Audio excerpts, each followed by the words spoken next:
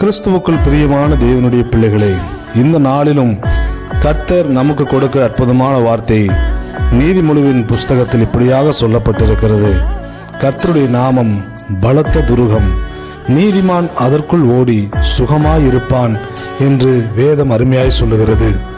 துருகம் என்று சொன்னால் மதில் சுவர், அரணான கோட்டை என்று சொல்லி அர்த்தம்.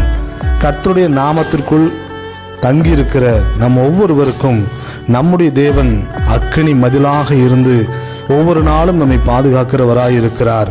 நம்மை சுற்றிலும் இருக்கிற கேடயமாய் நம்மை பாதுகாக்கிற தெய்வமாய் இருக்கிறார்.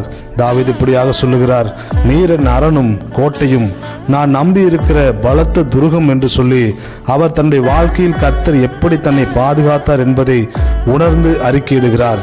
இந்த நாளில் நீதிமான்களாகி உங்கள் ஒவ்வொருவருக்கும் கர்த்தர் அரணான மதில் சுவராய் இருந்து எல்லாவற்றுக்கும் விலக்கி பாதுகாப்பார்.